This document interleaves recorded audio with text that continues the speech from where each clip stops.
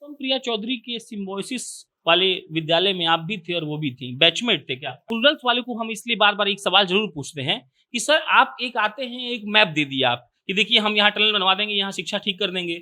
अन्य नेता भी सर वही बोल रहे हैं। कैसे मान लें सर? करेंगे 50-50 चांस है सर। बट वो जो ऑलरेडी बन चुके हैं, वो जो ऑलरेडी वहां पे है, तो वो तो 100% फेल्ड है सर। तो मेरे साथ तो एक संभावना बनती है जनता की कि शायद मैं सक्सेसफुल हो जाऊं। तो 2017 से 2020 तक मैंने करीबन 5000 लोकल बच्चों को फ्री में पढ़ाया।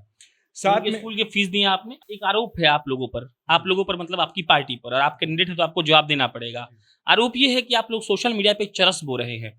आप लोग की जमीन पर उपस्थिति बिल्कुल नहीं है। सोशल मीडिया पर चुनाव लड़ रहे हैं और जीतने का दावा कर रहे हैं। पुष्पम प्रिया चौधरी इस बात का बखान कर रही हैं। हालांकि मैं इस बात से बहुत खुश हूं कि मेरे बिहार में पढ़े लिखे लोग आए हैं। लेकिन सर ये एक पैमाना सेट कर देना कि पढ़ा लिखा लोग आया है, पढ़ा लिखा लोग आया है। कहीं ना कहीं ऐसा नहीं है कि आप लोग भी पहले वाले पार्टियों की तरह करने वाले हैं। पढ़ा लिखा इंसान डेवलपमेंट जानता है, विकास जानता है, पॉलिसी मेकिंग जानता है, उसका इम्प्लीमेंटेशन जानता है। वो बाहुबली तो बन के वो किसी को गाइड करेगा नहीं। आमतौर पर बंद कमरे में सोफा पर बैठकर साक्षात्कार करने की आदत नहीं है, लेकिन जब बाहर शाम हो जाए और लाइट नहीं रहे तो आना पड़ता है ऑफिस में। बगल में जो साहब बैठे हैं इनका नाम है रुपेश, प्लूरल्स के कैंडिडेट हैं और इनको शुक्रिया रहेगा एक आध दो जगह हमको लेकर गए थे स्थानीय मुद्दा घुमाने के लिए, दिखाने के लिए। उसके लिए आभार और इसके लिए सवालों पर कोई फर्क नहीं पड़ेगा। बाकी शुरुआत इसी बात से होगी कि आपके फॉरबिसगंज के 5 स्थानीय मुद्दे क्या हैं। मुद्दे तो अनेक है सर। मुद्दे तो हर सिर्फ फॉरबिसगंज का ही नहीं, मुझे लगता है पूरे बिहार का वही मुद्दा होगा। पहला मुद्दा तो सर जो वास्टली हमारे पॉपुलेशन को अफेक्ट कर रहा है, वो है बाढ़ का मुद्दा, जिसको सॉल्व करना बहुत इंपॉर्टेंट है और जो सॉल्वेबल है। अगर एजुकेटेड लोग सत्ते पे आए तो उसको सॉल्व किया जा सकता है। दूसरा मुद्दा है यहाँ का बेसिक इंफ्रास्ट्रक्चर का, जो वेल डेवलप नहीं है। यहाँ की जो म्यूनिसपैलिटी है वो अच्छे से काम नहीं कर रही है। यहाँ का जो रोड नेटवर्क है, एनएच छोड़ के बाकी के इंटरनल नेटवर्क, रोड नेटवर्क अभी तक डेवलप नहीं हुई है। तीसरा मुद्दा अगर हम बात करें तो यहाँ का एजुकेशन है। यहाँ का एजुकेशन सिस्टम सर अभी भी बहुत पुअर है, उसको डेवलप करना चाहिए। फोर्थ मुद्दा है यहाँ पे जो जोग्राफिकली हम लोग बहुत ही अच्छे जगह पे लोकेटेड है। नेपाल बॉर्डर नज़दीक है, हम लोग gateway to North East India है, भूटान बॉर्डर नज़दीक है, चाइना बॉर्डर नज़दीक है। तो इस चीज़ को एडवांटेज की तरह तौर पे सोशल और इकोनॉमिकल एडवांटेज से हम लोग यूज़ कर सकते हैं। फिफ्थ मुद्दा बात करें तो हेल्थ केयर। हेल्थ केयर के लिए एक बहुत ही अच्छा बजट पास किया जाता है, बट वो हमारे हमारे क्षेत्र, हमारे विधानसभा तक आता ही नहीं है। तो ये मुद्दे हैं, बेसिकली 5 मुद्दे। हम पर बहुत ही आरोप लगता है कि हम सिर्फ प्रॉब्लम पे बात करते हैं, आज सॉल्यूशन पे करते हैं। जी। बाढ़। जी। बाढ़ का ये सॉल्यूशन है कि सर हमारा जो हमारे शहर में एक धार निकलती है, उसका नाम है सीता धार। तो अगर हम लोग अंडरग्राउंड एक ड्रेनेज चालू करते हैं, बनाते हैं, तो वो यहाँ का सारा पानी जितने भी नाला है उस अंडरग्राउंड ड्रेनेज से जोड़ दिया जाए और उसको सीता धार से जोड़ दिया जाए। और सीता धार में अनवांटेड एनक्रोचमेंट भी हो रहा है, उस चीज़ को अगर हम लोग हटाए और धार को हम लोग 3 पार्ट में डिवाइड करें, part 1 for decomposition, part 2 for decomposition और पार्ट 3 उसको हम लोग वाटर बॉडी एक बना दे जहाँ पे फिशरी और उसके लिए क्या बोलते हैं आपको टूरिज्म के लिए उसको अट्रैक्ट किया जा सकता है। तो बाढ़ का समस्या कोई बड़ी बात नहीं है। साथ में हम लोग जो मेन रिवर्स है उन पे डैम्स बना के इस प्रॉब्लम को सॉल्व कर सकते हैं। रोड। रोड तो सर देखिए हर साल बहुत ज़्यादा पैसा आप लोग को मालूम है सोशल रूरल रोड्स के लिए पास होता है। तो रोड का जो प्रॉब्लम है सर, अगर गाड़ियाँ चले उस रोड में, बारिश हो जाए तो वो रोड बहुत जल्दी ही टूट जाता है, क्रैक ओपन हो जाता है। तो इसका सॉल्यूशन यही है कि मटेरियल अच्छा यूज़ हो, ठेकेदार जो है वो अच्छे क्वालिफाइड ठेकेदार जो, ना कि कोई भी ऐसे वैसे एरा गैरा को ना दे के एक्सपीरियंस लोगों को अगर हम लोग दे, और खासकर बिहारियों को ही दे। बाहर से हम लोग जो लोग बुलाते हैं उसको ना दे के अपने ही लोकल लोगों को अगर हम ये अपॉर्चुनिटी दे तो, और तब इस चीज़ को डेवलप किया जाए।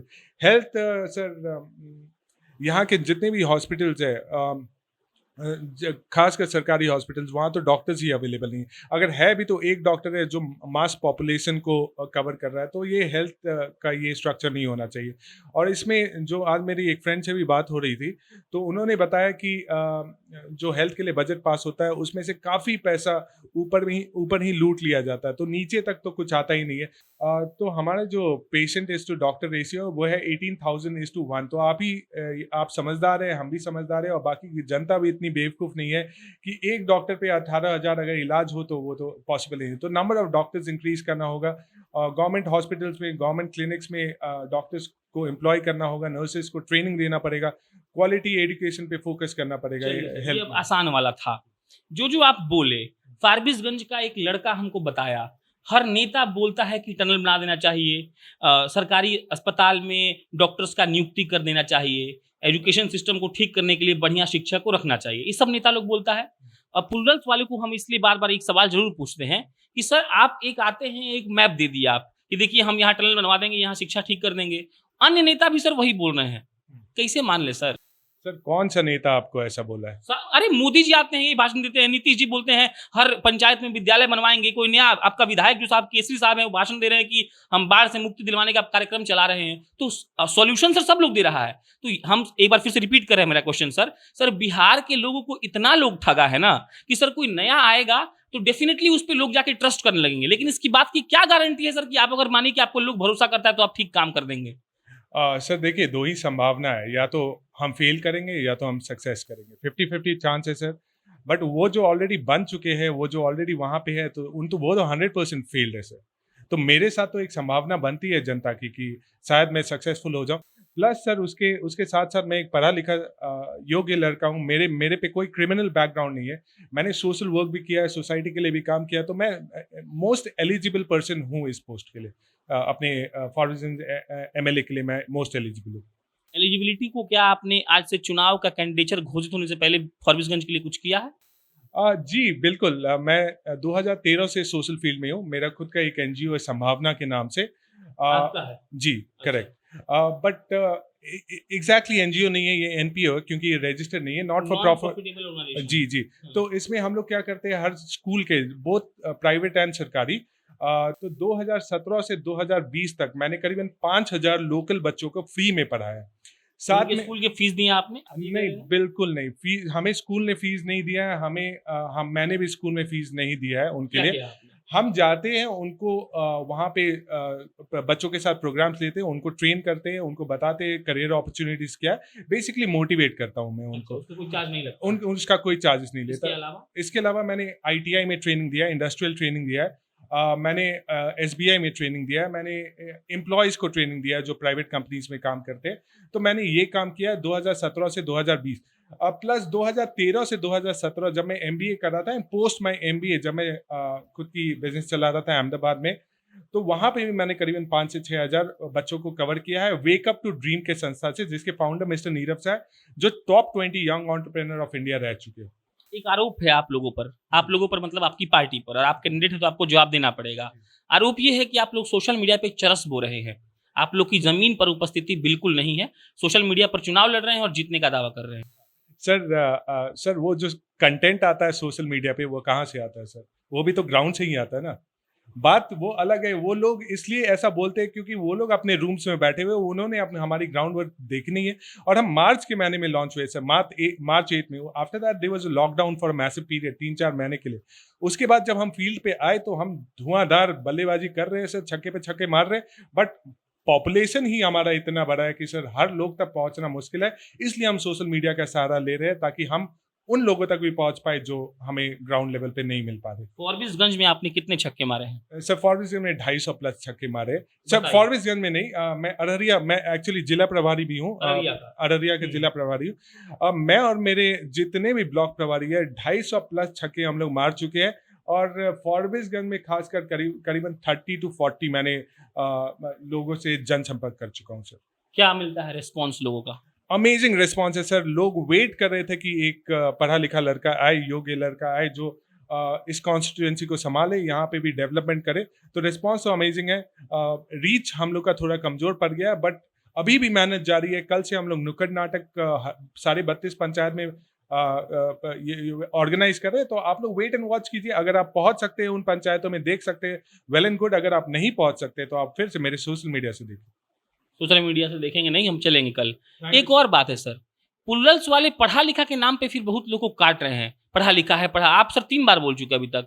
पुष्पम प्रिया चौधरी इस बात का बखान कर रही हैं, हालांकि मैं इस बात से बहुत खुश हूं कि मेरे बिहार में पढ़े लिखे लोग आए हैं, लेकिन सर ये एक पैमाना सेट कर देना कि पढ़ा लिखा लोग आया है, पढ़ा लिखा लोग आया है, कहीं ना कहीं ऐसा नहीं है कि आप लोग भी पहले वाले पार्टियों की तरह करने वाले हैं। सर देखिए, अभी तक तो पढ़े लिखे तो थे नहीं, हम्म, अब आए हैं पढ़े लिखे तो एक चांस तो बनता है सर। पढ़े लिखे लोग वैसे भी डरते हैं पॉलिटिक्स में जाने के लिए, क्योंकि वो सफेद कुर्ता पैजामा के पीछे एक बहुत बड़ा काला धब्बा लगा हुआ है। तो इसलिए हमारा पार्टी का भी कलर कहीं ना कहीं काला है, ताकि हम इस काले रंग के पीछे एक सफेद जो हमारे जहन में पूरी सफेदी है वो दिख जाए लोगों को। रही बात पढ़े लिखे की, फिर से मैं बता दूं, पढ़ा लिखा इंसान डेवलपमेंट जानता है, विकास जानता है, पॉलिसी मेकिंग जानता है, उसका इम्प्लीमेंटेशन जानता है। वो बाहुबली तो बन के वो किसी को गाइड करेगा नहीं। वो जो नेचुरल तरीका है पॉलिसी मेकिंग का, उस पर वो बिलीव करेगा। पुष्पम प्रिया चौधरी के सिम्बोसिस वाले विद्यालय में आप भी थे और वो भी थी, बैचमेट थे क्या?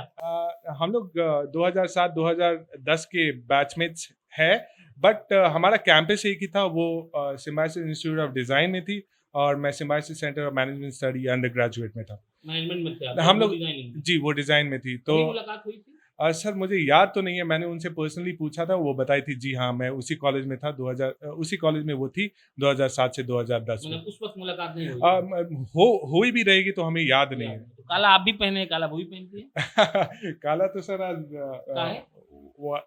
सर आज मैंने ये सोच के नहीं पहना कि आज मुझे काला पहनना था, मैंने बस ऐसे ही पहन लिया। इसके ऊपर मुझे ये कुर्ता अच्छा लग रहा था, इसलिए मैंने कुर्ता पजामा में शिफ्ट होंगे आप कभी? कभी नहीं सर, कभी क्यों? नहीं। क्योंकि सर 2020 का जनरेशन है और 2020 में हमें स्मार्ट भी दिखना है, हमें अपने आप को प्रेजेंट भी करना है, और हमें बाहर से इन्वेस्टर्स भी अट्रैक्ट करने हैं, पब्लिक भी अट्रैक्ट करना है। तो हमें कहीं ना कहीं एक छवि दिखाना पड़ेगा कि ये भी वेल एजुकेटेड अच्छे लोग हैं।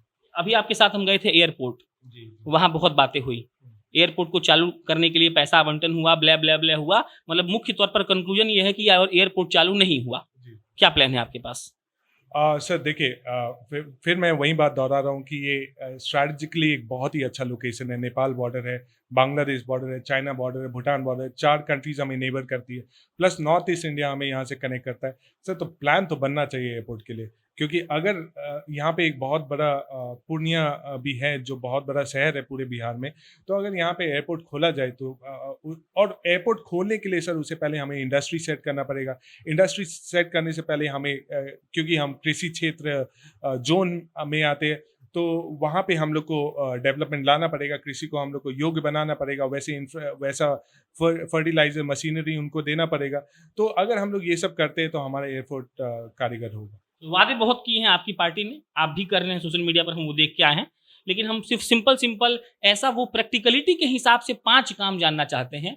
मान लीजिए कि आप जीत गए तो कर देंगे, फिर बोल रहे हैं सर प्रैक्टिकल बात करिएगा, हवा में नहीं करिएगा। प्रैक्टिकल बात, नंबर 1 एजुकेशन। एजुकेशन में सर आपको मालूम है कोरोना काल से अभी तक, ठीक है, हमारे गवर्नमेंट स्कूल खुला नहीं है। तो अगर प्राइवेट स्कूल के बच्चे ऑनलाइन पढ़ रहे हैं तो हमारे गवर्नमेंट स्कूल में क्यों ना ऑनलाइन चालू किया जा सके। हम इकोनॉमिक कंडीशन समझ रहे हैं बच्चों के, क्यों ना हम एक LCD स्क्रीन लगा दे और टीचर पटना में ही बैठ के वो हमारे बच्चों को पढ़ाए। पॉइंट, ये सॉल्वेबल सोल्यूशन है, इस पर आज तक गवर्नमेंट ध्यान नहीं दी। पॉइंट नंबर 2, बाढ़ की समस्या। अगर हम लोग डैम बिल्ड करें, अगर हम लोग सीताधार से हर नाला को जोड़े, तो ये प्रॉब्लम भी सॉल्व किया जा सकता है। मगर आज तक की सरकार ये प्रॉब्लम के बारे में ना सोची है, मेरे ख्याल से वो समझती ही नहीं है इस बात को।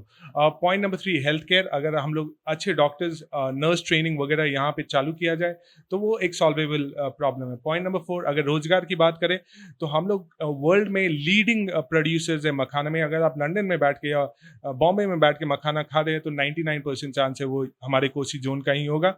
तो इस सेक्टर को, इस इंडस्ट्रीज को यहाँ पे लाना होगा, यहाँ पे फूड प्रोसेसिंग यूनिट्स लगाने होंगे तो रोजगार बढ़ेगा। पॉइंट नंबर 5, क्योंकि हम फिर से यही बात बोल रहे हैं, क्योंकि हम लोग ग्रीन रेवोल्यूशन बेल्ट पे आते हैं जहाँ पे अनाज बहुत भारी मात्रा में उगाया जा सकता है, जैसे गन्ना हो गया, जूट हो गया, ये सब को सॉल्व करना होगा। इंडस्ट्रीज में बोलने का मतलब है कि फार्मर्स के लिए हम लोग को नई मशीन्स और नई एग्रीकल्चर टेक्निक्स की ट्रेनिंग देनी होगी। 5 साल में इतना क्रांति आ जाएगा? डेफिनेटली 200%। कैसे? मेहनत करके और ईमानदारी से। चलिए, मेहनत और ईमानदारी का सबब अगर कोई नेता बोलता है तो एक पल के लिए अच्छा भी लगता है, लेकिन जैसा कि बिहार का इतिहास रहा है इन नेताओं के साथ, तो इस बात की कोई गारंटी नहीं है कि वो इतिहास कैसा होगा। एकदम अंतिम सवाल, जी। इस बात को आप समझा दीजिए कि फॉरबिसगंज जो नेपाल के बॉर्डर पास सटा हुआ है, नेपाल से जो अभी आवाजाही बंद हो चुकी है, भारत के लोग को भी फायदा होता है आपके इलाके के, और नेपाल के जो सटा हुआ इलाका है उनको भी फायदा होता है। उनसे जो संबंध बिगड़े हैं उससे फॉरबिसगंज का और नेपाल का क्या घाटा है, और अगर आप आते हैं तो इस संबंध को मधुर करने के लिए कम से कम बॉर्डर पर ही क्या कर लीजिएगा।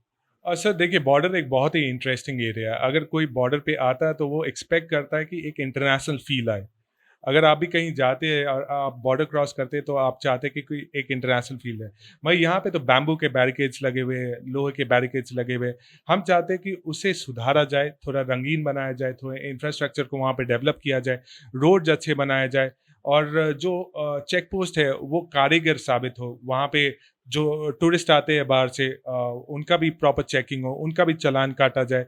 क्यों हम सिर्फ नेपाल जाते हैं तो क्यों चालान करता है, वहाँ क्यों चेकिंग होता है? अगर वो हमारे देश में आते क्यों नहीं उनका क्यों नहीं भंसार करता है? हाँ। ये पॉइंट नंबर 1 हो गया। Point number 2, trade point of view से हमारे इंडिया में बहुत सारी चीज़ें सस्ते में मिलती है जो नेपाल के लोग आके खरीदते हैं, बट अनफॉर्चुनेटली वो वापस जब जाते हैं तो टैक्स वगैरह के बहुत चोरी के कारण इलीगल ट्रेड रूट्स बन चुका है।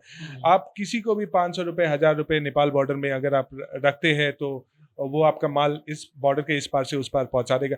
और ये पूरा जो बॉर्डर अनफेंस्ड है, तो हमारा क्षेत्र उतना भी गवर्नमेंट उतना भी कम बजट पास ना नहीं करता है कि हम फेंसिंग ना करा सके और वहाँ गार्डिंग ना करा सके। तो मैं ये सारी चीज़ें कराऊंगा। चलिए, ये रुपेश थे प्लूरल्स के कैंडिडेट। जहाँ भी जाते हैं उसको बधाई देते हैं, आपको भी जीत की अग्रिम बधाई। अगर आप जीत जाएंगे तो आएंगे हम यहाँ ये देखने कि आप जो पढ़ाई लिखाई के नाम पर इतने सारे वादे हमको दे दिए हैं, उन वादों पर आप कितना खड़ा उतरते हैं। बाकी नए नए लोगों का राजनीति में आना हमको निजी तौर पर बहुत पसंद है, क्योंकि सीधा सीधा बात यही है कि जब एक नौजवान ये बैठ कर कहता है कि सामने वाला तो फेल हो गया है ना सर, तो एक मौका हम ही को दे दीजिए, कहीं हम पास हो जाएं, तो वहाँ लॉजिकल पॉइंट होता है। अगर सच में जीत जाएंगे तो हम जरूर आएंगे, जिसको जिसको वादा किए हैं उसके पास जरूर जाएंगे। अच्छा लगा आपने अपना हमको समय दिया। मेरा नाम प्रशांत राय है, कैमरे के पीछे अमन शर्मा बैठे हैं, आप जनता जंक्शन देख रहे थे। बहुत बहुत धन्यवाद।